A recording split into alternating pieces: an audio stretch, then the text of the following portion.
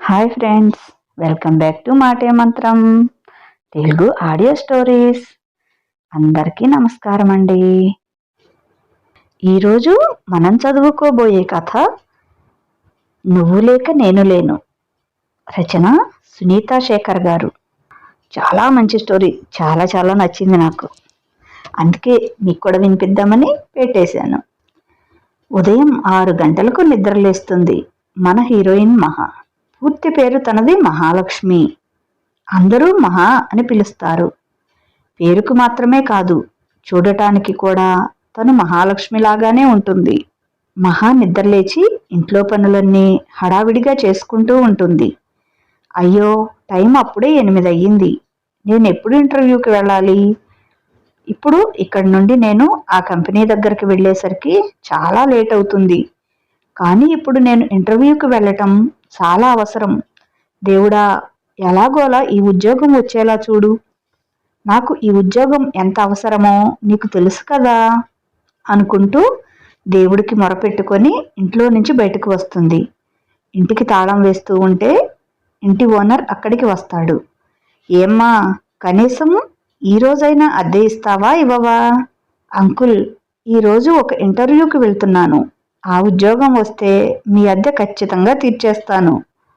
నువ్వు 6 నెలల నుండి ఇదే మాట చెబుతున్నావు. నువ్వు ఈరోజు ఇస్తే ఇక్కడ ఉంటావు, లేకపోతే వేరే ఇల్లు చూసుకోమ్మా అని తిట్టేసి అక్కడి నుంచి వెళ్తాడు. దేవుడా, ప్లీజ్ ఈ జాబు నాకు వచ్చేలా చూడు తండ్రి అనుకుంటూ నడుచుకుంటూ బస్టాండ్కి వెళ్ళి అక్కడ ఆటో పట్టుకొని ఇంటర్వ్యూ జరిగే కంపెనీ దగ్గరికి వెళ్తుంది. అది ఒక పెద్ద కంపెనీ. ఆమె కంపెనీలోకి వెళ్ళి అక్కడ రిసెప్షన్లో అడుగుతుంది, ఇంటర్వ్యూ ఎక్కడ జరుగుతుంది అని. 9th ఫ్లోర్లో జరుగుతుంది అని ఆమె చెప్పగానే అప్పటికే టైం అవ్వటంతో కంగారుగా లోపలికి వెళ్తూ ఒక వ్యక్తికి డాష్ ఇస్తుంది మహా. అయ్యో సారీ అండి, ముందే లేట్ అవ్వటంతో కంగారుగా ఉండటంతో టెన్షన్గా లిఫ్ట్ దగ్గరికి వెళ్తుంది మహా. ఆమె లిఫ్ట్ లోపలికి వెళ్ళగానే ఇందాక మహా డాష్ ఇచ్చిన వ్యక్తి కూడా ఆ లిఫ్ట్లోకి వస్తాడు. అతను లోపలికి వచ్చి 9th ఫ్లోర్ అని బటన్ నొక్కుతాడు. ఓహ్, మీరు కూడా ఇంటర్వ్యూకే వస్తున్నారా? నా పేరు మహా, మరి మీ పేరు? అతను మహా వైపు కోపంగా చూసి లిఫ్ట్ తెరుచుకోవడంతో బయటకు వెళ్ళిపోతాడు. అరే, ఇప్పుడు నేనేమన్నాను అని అంత సీరియస్గా చూశాడు అనుకుంటూ బయటకు వస్తుంది మహా. అతను అక్కడ ఇంటర్వ్యూ జరిగే రూమ్లోకి వెళ్తుంటే, ఏయ్ ఆగాగు అని అతన్ని ఆపుతుంది.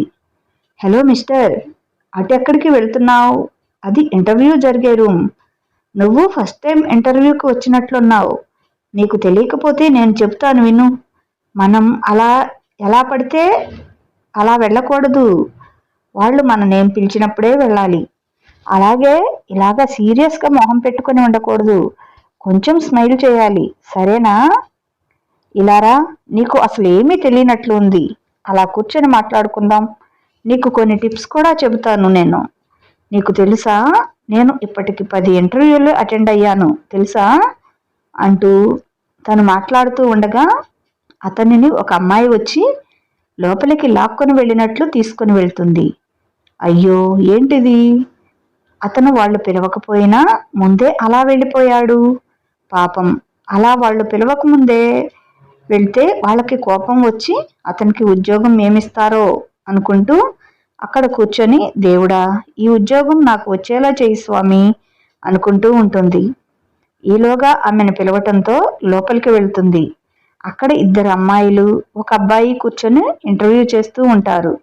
అక్కడ ఇంతకు ముందు మహా మాట్లాడిన అబ్బాయి ఉంటాడు. అతన్ని చూసి ఆశ్చర్యపోతుంది మహా. అయ్యో, ఇతను ఈ కంపెనీలో ఎంప్లాయీనా? నేను అనవసరంగా ఇతనితో కొంచెం ఎక్కువగా మాట్లాడాను అనుకుంటూ మనసులో తనని తాను తిట్టుకుంటూ ఉంటుంది మహా. అక్కడ ఉన్న 2 అమ్మాయిలు మహాని ఇంటర్వ్యూ చేస్తారు. మహా వాళ్ళు అడిగిన ప్రతి ప్రశ్నకు సమాధానం చెబుతుంది. మీరు ఆన్సర్ చెప్పటం మాత్రమే కాదు, మీ రెజ్యూమ్ కూడా మాకు చాలా బాగా నచ్చింది. మీరు సెలెక్ట్ అయినట్లే అంటుంది అందులో ఒక అమ్మాయి రియా. ఆ మాట వినగానే హ్యాపీగా ఫీల్ అవుతుంది మహా. నిజంగా నాకు ఉద్యోగం వస్తుందా అని హ్యాపీగా అడుగుతుంది మహా. వాళ్ళు ఏదో చెప్పేలోగా ఆ అబ్బాయి కల్పించుకొని నీకు ఇక్కడ జాబ్ రాదు, నువ్వు బయటకు వెళ్ళొచ్చు. ఆ మాట వినగానే షాక్ అవుతుంది మహా. అలాగే కోపం కూడా వస్తుంది తనకి. ఎందుకు ఎందుకు నాకు జాబ్ ఇవ్వరు? రీజన్ చెప్పండి. అది నా ఇష్టం. నీ ఇష్టం అంటే కుదరదు. ఎందుకో రీజన్ చెప్పు. ఇది ఏదో నీ కంపెనీలా ఫోజ్ కొడుతున్నావు ఏంటి అంటుంది. అతని యాటిట్యూడ్ చూసి కోపం వచ్చి, అవును, నువ్వు అనేది నిజమే, ఇది నా కంపెనీనే. అలాగే నా ముందు ఇంతింత నోరేసుకొని మాట్లాడే నీలాంటి మేనర్స్ లేని వాళ్ళంటే నాకు నచ్చదు అని రూడ్గా చెప్పేసి అక్కడి నుండి వెళ్తాడు అతను. మహాకి చాలా ఏడుపు వచ్చేస్తుంది. అక్కడి నుండి బయటికి వచ్చి చాలా ఏడుస్తుంది. ఈ ఉద్యోగం అన్నా వస్తే కొంచెం నా అప్పులు తీరతాయి, మా తమ్ముడికి ఆపరేషన్ చేపించొచ్చు అని ఆశతో వస్తే ఇచ్చినట్లే ఇచ్చి మళ్ళీ తీసేసుకున్నావేంటయ్యా అని దేవుడిని తిట్టుకుంటూ ఏడుస్తూ ఉంటుంది. మహా అమ్మగారు కాల్ చేస్తారు తనకి. హలో అమ్మా మహా, ఎలా ఉన్నావు? బాగున్నానమ్మా, మీరెలా ఉన్నారు? మేము బాగున్నాం లేరా. అవును, ఏదో ఇంటర్వ్యూకి వెళ్తున్నాను అన్నావు కదా, ఏమైంది? ఏమైందమ్మా, కనీసం ఈ ఉద్యోగం అయినా వచ్చిందా? మహాబాధగా, రాలేదమ్మా. అయ్యో అవునా అని ఆవిడ బాధపడుతూ, తమ్ముడిని ఈరోజు హాస్పిటల్కి తీసుకుని వెళ్ళాం మహా. అక్కడ ఆయన నెల రోజుల్లో తమ్ముడి ఆపరేషన్ చేస్తే బ్రతుకుతాడు, లేకపోతే అంటూ చెప్పలేక ఏడుస్తూ ఉంటుంది. ఆ మాట విని మహా కూడా ఏడుస్తూ, అదేంటమ్మా, ఇంతకుముందు డాక్టర్స్ 6 నెలలు టైము ఉంది, ఆలోపు చేయొచ్చు అన్నారు కదా. తమ్ముడికి వచ్చిన రోగం అలాంటిది, ఇంకా ఆలస్యం చేస్తే వాడు బ్రతకడు అని చెప్పారమ్మా అంటూ ఆవిడ బాధపడుతూ ఉంటుంది. ఎందుకు స్వామి, కష్టాలన్నీ నాకే పెట్టావు, చిన్నతనంలోనే తండ్రిని తీసుకుని పోయావు. సరే, తమ్ముడిలో అయినా ఆయన్ని చూసుకొని బ్రతుకుతున్న మాకు వాడికి అంతు చిక్కని రోగం వచ్చేలా చేసి ఇలా మమ్మల్ని ఎందుకు శిక్షిస్తున్నావు అని ఏడుస్తూ ఉంటుంది. అలా ఎంతసేపు ఏడుస్తూ ఉందో తనకే తెలియదు. ఈలోగా గోడ గడియారం 5 గంటలు చూపించటంతో తాను చేస్తున్న పార్ట్ టైం జాబ్ గుర్తొచ్చి లేచి మొహం కడుక్కొని అక్కడికి వెళ్ళటానికి బయలుదేరుతుంది మహా. మహా తన జీవనం సాగించడం కోసం ఒక చిన్న పార్ట్ టైం జాబ్ చేస్తూ ఉంటుంది. అది ఒక బార్ అండ్ రెస్టారెంట్, 5 స్టార్ హోటల్లో. మహా నడుచుకుంటూ అక్కడికి వెళ్ళేసరికి కొంచెం ఆలస్యం అవుతుంది. మహాలక్ష్మి ఇంకా రాలేదా? రాలేదు సార్. అబ్బబ్బా, ఎన్నిసార్లు చెప్పాలి తనకి, ఆ అమ్మాయి ఎప్పుడూ లేటుగానే వచ్చేది తను అంటూ ఉండగా అక్కడికి వస్తుంది. మహాని చూసి, నీకు ఎన్నిసార్లు చెప్పాలి లేటుగా రావద్దు అని?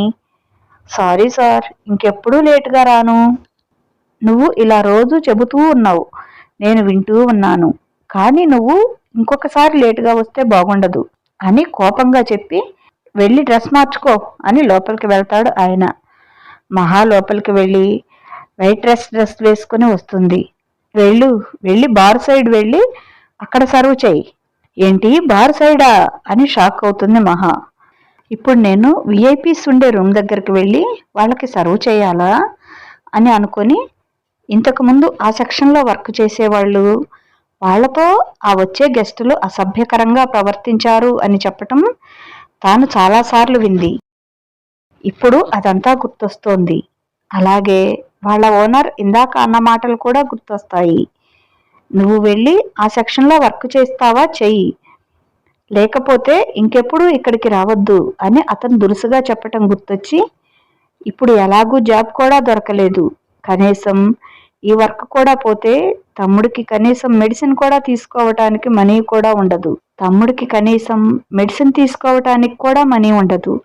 కనుక ఇప్పుడు నేను అక్కడికి వెళ్ళక తప్పదు. మహా, యు కెన్, నువ్వు చేయగలవు ఈ పని అని తనకి తాను ధైర్యం చెప్పుకొని ఆ రూమ్లోకి వెళ్తుంది. అక్కడ చాలామంది అబ్బాయిలు కూర్చొని మాట్లాడుకుంటూ ఉంటారు. అక్కడ అబ్బాయిలను చూసి భయపడుతుంది మహా. కాళ్ళు చేతులు వణుకుతుండగా కొంచెం ధైర్యం చేసుకొని వాళ్ళ దగ్గరికి వెళ్తుంది. సార్, మీకు ఏం కావాలో ఆర్డర్ చెప్పండి అని మెనూ కార్డు వాళ్ళకి ఇస్తుంది. ఓ, నువ్వు సర్వర్వా ఇక్కడ, కానీ నువ్వు చాలా అందంగా ఉన్నావు అంటాడు అందులో ఉన్న ఒకడు. మహా ఏం మాట్లాడకుండా మౌనంగా భయంగా వాళ్ళని చూస్తూ ఉంటుంది. మాకు చాలా ఫుడ్, డ్రింక్స్ కావాలి, కానీ ఏం కావాలి అనేది మా బాస్ వచ్చి చెబుతారు. అంతవరకు నువ్వు వెయిట్ చెయ్యి అన్నాడు అందులో ఒకడు. సార్కి నేను కాల్ చేశాను, ఆయన ఎలాగూ వస్తున్నారు. సో అంతవరకు మనం ఇలా ఏమీ తీసుకోకుండా ఉండే బదులు కొంచెం డ్రింక్ తీసుకుందాం అని అంటాడు అందులో ఇంకొక అతను. అందరూ డ్రింక్ తీసుకుని రమ్మంటంతో వాళ్ళు చెప్పిన డ్రింక్ తేవటానికి బయటకు వెళ్తుంది మహా. ఇంతకు ముందు వాళ్ళు చెప్పినంత భయంకరంగా అయితే లేదు అక్కడి పరిస్థితి. కొంచెం హ్యాపీగా ఫీల్ అవుతుంది మహా. అందరికీ డ్రింక్ తీసుకుని వెళ్తుంది. అందరికీ డ్రింక్ సర్వ్ చెయ్యి అని చెబుతాడు ఒక అతను. మహా అలాగే అని సర్వ్ చేస్తూ ఉంటే ఒకతను ఆమె చేయి పట్టుకొని లాగి తన పక్కన కూర్చోబెట్టుకుంటాడు. ఆమె లేవబోతే లేవనివ్వకుండా అతను చెయ్యి అడ్డుపెట్టి, మాతో పాటు నువ్వు కూడా డ్రింక్ చెయ్యి అంటూ ఆమె నోటి దగ్గర గ్లాస్ పెడతాడు. లేదు సార్, నాకు అలవాటు లేదు, నన్ను వదిలేయండి అని తాను ఎంత చెబుతున్నా వినకుండా తనని డ్రింక్ చేయమని బలవంతం చేస్తూ ఉంటాడు. మహాకి చాలా భయం వేసి వాడిని కొట్టి ఆ రూమ్ నుండి బయటకు వస్తుంది. అలా వస్తూ ఒక వ్యక్తిని గుద్దుకుంటుంది. హో సారీ, నేను కావాలి అని తగలలేదు అని చెబుతూ ఉంటుంది కంగారుగా అతన్ని లేపుతూ. అతను ఆమెను చూసి, ఏయ్ నీకు అసలు కొంచెం కూడా మేనర్స్ లేదా? ఎప్పుడు నన్ను ఇలా గుద్దటమేనా నీ పని అంటూ చిరాగ్గా తనపై అరుస్తూ ఉంటాడు. అప్పుడు చూస్తుంది మహా అతని మొహాన్ని. అతను ఎవరో కాదు, ఉదయం మహా ఇంటర్వ్యూకి వెళ్ళిన ఆ కంపెనీ బాస్. నేను కావాలి అని చేయలేదు, పొరపాటున జరిగింది అని మళ్ళీ సారీ చెప్తుంది. అంతలోకి బాస్ అంటూ ఇందాక తనతో బలవంతంగా డ్రింక్ చేపించాలి అని చూసిన ఆ బ్యాచ్ వస్తుంది. హో, ఇతనా వీళ్ళ బాస్? ఇతనికి ముందే నేనంటే కోపం, ఇప్పుడు వీళ్ళని కొట్టినందుకు నన్నేం చేస్తాడో అని మనసులో అనుకుంటూ అతన్ని చూస్తూ ఉంటుంది. ఏయ్ నిన్నే, నువ్వెప్పుడూ నన్ను కొట్టి సారీ చెబుతూ ఉంటావా? ఇది నీ హాబీనా ఏంటి అని ఆ బాస్ గట్టిగా అడుగుతాడు. I am sorry, really sorry, it's my mistake అంది బాధగా తను. బాస్, ఈ అమ్మాయి ఈ రోజుకి మన సర్వెంట్, ఈమె నా మాట వినలేదు, పైగా నన్ను కొట్టి వచ్చింది అని చెబుతాడు ఇందాక ఆమె కొట్టిన వ్యక్తి. అతనికి కంప్లైంట్లా. ఏంటి, కొట్టిందా? అసలు నీకు ఎంత ధైర్యం? ఒక సర్వెంట్వి అయి ఉండి మేము ఏం చెబితే అది చేయకుండా మా మాట వినవా? అసలు నీకు ఎంత ధైర్యం? మేము చెప్పినట్లు నువ్వు చేయకపోతే ఇంకా నువ్వెందుకు? ఏడి మీ ఓనర్? ఇప్పుడే నీ గురించి అతనికి కంప్లైంట్ చేస్తాను, వెంటనే జాబ్లో నుండి తీసేస్తాడు. ఆ మాట వినగానే కంగారు వచ్చేస్తుంది తనకి. వద్దు, అలా చెయ్యొద్దు, ఈ జాబ్ నాకు ఎంతో అవసరం. మీరు అలా చెప్తే మా ఓనర్ నన్ను వెంటనే వర్క్లో నుండి తీసేస్తాడు. తర్వాత నేను ఇంకొక జాబ్ వెతుక్కోవాలి. ప్లీజ్ మీరు అలా చెయ్యొద్దు. అలాంటప్పుడు నువ్వు మేము చెప్పినట్లు విని మాకు సేవ చేయాలి, ఓకేనా? ఓకే చేస్తాను అని మనసులో భయంగా ఉన్నా ఈ జాబ్ పోతే మళ్ళీ ఇంకొక జాబ్ వెతుక్కునేసరికి తనకి లేట్ అవుతుంది. ఇప్పుడు ఈ పని చేయటం వలన తన తమ్ముడిని కనీసం టాబ్లెట్స్తో అయినా కొన్నాళ్ళు ప్రాణాలతో చూసుకుంటూ ఉంది. ఇది పోతే మళ్ళీ ఇంకొక దాంట్లో పని దొరికి జాయిన్ అవ్వాలి అంటే లేట్ అయ్యి కనీసం అలా చూసుకోవటానికి కూడా ఉండదు అని భయపడి బయటికి తన కంగారు కనిపించకుండా దాచుకొని సర్వ్ చేసే వాళ్ళ రూమ్లోకి వెళ్తుంది. ఈలోగా అక్కడికి బాస్ దగ్గరికి ఒక అతను వచ్చి వాళ్ళు తనతో మిస్బిహేవ్ చేయటం గురించి చెబుతారు. లోపలికి వెళ్ళిన మహా అందరికీ మళ్ళీ డ్రింక్స్ ఇస్తూ ఉంటే ఇందాక డ్రింక్ తాగమని తనని బలవంత పెట్టిన వ్యక్తి ఆమె దగ్గరకు వచ్చి, నువ్వు ఈరోజు మేము చెప్పినట్లు వినాలి, కనుక నువ్వు ఇప్పుడు ఈ డ్రింక్ తాగాలి అని డ్రింక్ గ్లాసు ఆమె నోటి దగ్గరకు పెడతాడు. మహాకి ఇష్టం లేకపోయినా జాబ్ పోతే తన కుటుంబ పరిస్థితి ఎలా ఉంటుందో తెలుసు కనుక భయపడి తాగుదాం అని గ్లాసులోని డ్రింక్ తాగబోతుంది. అప్పుడే విషయం తెలుసుకున్న బాస్ లోపలికి వచ్చి తన చేతిలోని డ్రింక్ గ్లాసును విసిరేస్తాడు. తన చేయి పట్టుకొని ఆ రూమ్ నుండి బయటకు తీసుకుని వచ్చి, నీకేమైనా పిచ్చా? జాబ్ కోసం నువ్వు ఏమైనా చేస్తావా? అవును చేస్తాను, ఏదైనా చేస్తాను. ఎందుకంటే ఆ జాబ్ వల్లనే నా కుటుంబం కనీసం 2 పూటల అయినా భోజనం చేస్తుంది. కనీసం ఇది కూడా లేకపోతే వాళ్ళు పస్తులతో చావాలి. వాళ్ళ కోసం నేను ఏమైనా చేస్తాను. అయినా మీరెవరు నన్ను ప్రశ్నించడానికి? మీకు నేనంటే ఇష్టం లేదు కదా, అందుకే కదా నాకు జాబ్ ఇవ్వనిది. మీరే కనుక నాకు జాబ్ ఇచ్చి ఉంటే ఇప్పుడు నేను ఇక్కడికి వచ్చేదాన్ని కాదు. మరిప్పుడు నేను ఏం చేస్తే మీకెందుకు అని ఏడుస్తూ అక్కడి నుండి వెళ్తుంది మహా. తనతో అలా బిహేవ్ చేసినందుకు తన మీద తనకే కోపం వస్తుంది అతనికి. ఆమె డ్రెస్ మార్చుకొని ఏడుస్తూ ఇంటికి వెళ్తూ ఉంటుంది. బాస్ తన కారు తీసుకొని ఆమె వెనుకే వెళ్తాడు. నేను నీతో అలా ప్రవర్తించినందుకు సారీ. రా, వచ్చి కారు ఎక్కు. నువ్వు ఎక్కడ ఉంటావో చెబితే నేను నిన్ను అక్కడ డ్రాప్ చేస్తాను. మీ సహాయం నాకు అవసరం లేదు. ప్లీజ్ మీరు ఇక్కడి నుండి వెళ్ళండి. అరే సారీ చెప్పాను కదా, రా ప్లీజ్ అని ఆ బాస్ కొంచెం సేపు రిక్వెస్ట్ చేస్తే అప్పుడు కారు ఎక్కుతుంది మహా. కారులో కూర్చుంది అనే కానీ తాను ఒక్క మాట కూడా మాట్లాడదు. సైలెంట్గా ఉంటుంది. నువ్వు నా కంపెనీలో జాబ్ చేస్తావా అడుగుతాడు అతను. నేను ఆఫీస్కి రావటం మీకు ఇష్టం లేదు కదా, మీకు నాలాంటి అమ్మాయిలు నచ్చరు కదా అంటుంది ఉదయం అతను అన్న మాటలు గుర్తొచ్చి. నువ్వు నా ఆఫీస్లో జాయిన్ అవ్వాలి అనుకుంటే రేపు 9:30కి ఆఫీస్కి రా, నీకు జాబ్ ఇస్తాను అని ఆమెను వాళ్ళ ఇంటి దగ్గర దించుతాడు. ఆమె ఏమీ మాట్లాడకుండా మౌనంగా ఇంట్లోకి వెళుతుంది. చూడు ఎలా వెళ్తుందో, కనీసం థ్యాంక్స్ అని కూడా చెప్పకుండా అని మహాన్ని తిట్టుకొని, అవును ఇంతకీ తను రేపు ఆఫీస్కి వస్తుందా రాదా అనుకుంటూ అక్కడి నుంచి వెళ్తాడు అతను. రోజులాగానే ఆ రోజు కూడా లేచి ఇంట్లో వర్క్ చేసుకొని టైం వైపు చూస్తుంది. 7 గంటలు అని చూపిస్తుంది. 9:30కి రేపు నువ్వు ఆఫీస్కి వస్తే జాబ్ ఇస్తాను అన్న అతని మాటలు చెవుల్లో వినిపిస్తూ ఉంటాయి. అతను నాతో సరదాగా అన్నాడా, లేకపోతే సీరియస్గానే జాబ్ ఇస్తాడా? అతను ఏమైనా నీ మొగుడా నీతో జోక్ చేయటానికి? నోరు మూసుకొని అక్కడికి వెళ్ళు, ఇస్తే జాబ్లో జాయిన్ కా, లేకపోతే ఎప్పుడూ నీకు అలవాటే కదా, బాధపడుతూ ఇంటికి రా అని అంతరాత్మ చెబుతుంది. సరే ఎలా అయితే అలా అవుతుంది అని రెడీ అయ్యి ఆఫీస్కి వెళ్తుంది తను. ఆమె రిసెప్షన్లో బాస్ని కలవాలి. అతని రూమ్ ఎక్కడా అని అడుగుతుంది మహా. ఆవిడ చెప్పటంతో అతని రూమ్ దగ్గరికి వెళ్ళటానికి లిఫ్ట్ కోసం ఎదురు చూస్తూ ఉంటుంది.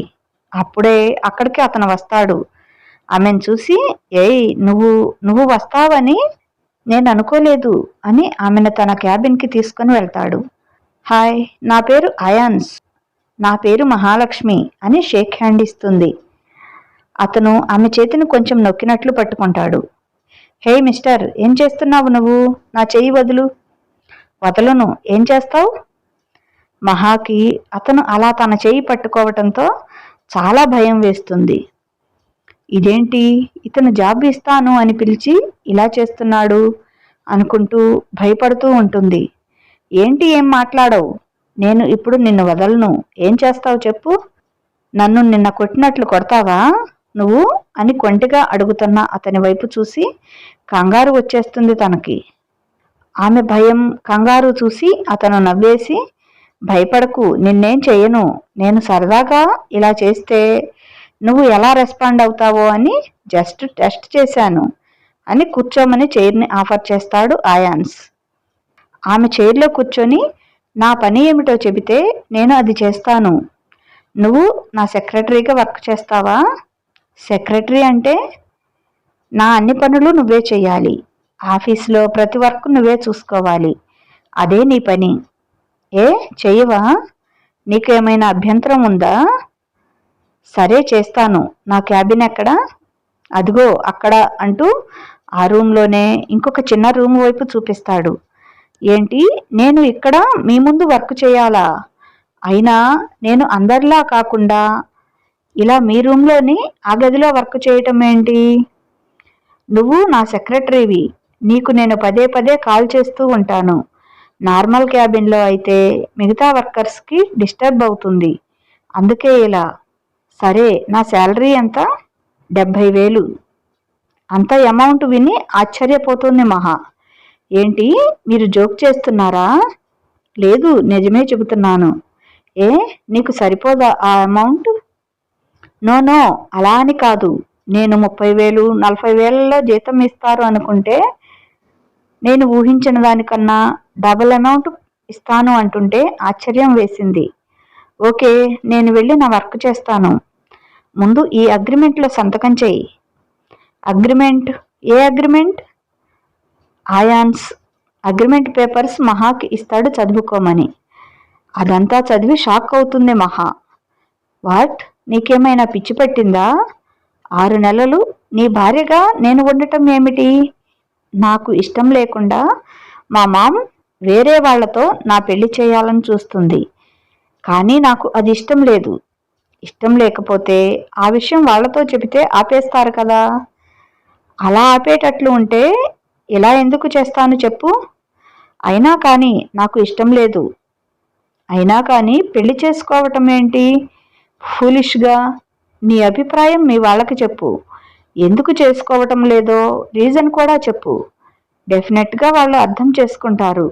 అంతేకాని ఇలా 6 నెలల భార్య, సంవత్సరం భార్య అని నాటకాలు ఆడాల్సిన అవసరం లేదు. నేను వాళ్లతో చాలా చెప్పి విసిగిపోయాను. నాకు అసలు ఇష్టం లేని అమ్మాయితో మ్యారేజ్ చేయాలని ఫిక్స్ అయ్యారు. అందుకే నేను ఈ నిర్ణయం తీసుకున్నాను. దీనివల్ల నీకు ఎటువంటి ప్రాబ్లం రాదు. నీకు కావాలి అంటే ఇంకా ఎక్కువ మనీ ఇస్తాను. నీ అప్పులన్నీ తీరుస్తాను. మీ తమ్ముడికి ఆపరేషన్కి కావాల్సిన అమౌంట్ కూడా నేను ఇస్తాను. ఆ మాట విని షాక్ అవుతుంది మహా. ఈ విషయాలన్నీ నీకు ఎలా తెలుసు? నన్ను స్పై చేస్తున్నావా నువ్వు? ఆయాన్స్ నవ్వి, మరి ఏమనుకున్నావు నా గురించి? నీ గురించి ఏమీ తెలుసుకోకుండానే ఇలా నీతో మ్యారేజ్ ప్రపోజ్ చేస్తాను అని ఎలా అనుకున్నావు? నీ గురించి ప్రతి విషయం తెలుసు నాకు. చూడు మహాలక్ష్మి, నీకు ఇప్పుడు డబ్బు ఎలా అవసరమో నాకు భార్య కూడా అంతే అవసరం. ఇంకా నిర్ణయం నీకే వదిలేస్తున్నాను. ఇంకా నీ ఇష్టం. నాకు ఇప్పుడు ఒక మీటింగ్ ఉంది. అది అటెండ్ అయి వచ్చేలోగా నువ్వు ఆలోచించుకొని ఏ నిర్ణయం అయింది చెప్పు అని అక్కడి నుండి వెళ్తాడు అతను. మహాకి ఏం అర్థం కాదు. ఏదో జాబ్ ఇస్తాడు అని వస్తే ఇలా పెళ్లి ప్రపోజల్ పెట్టాడేంటి?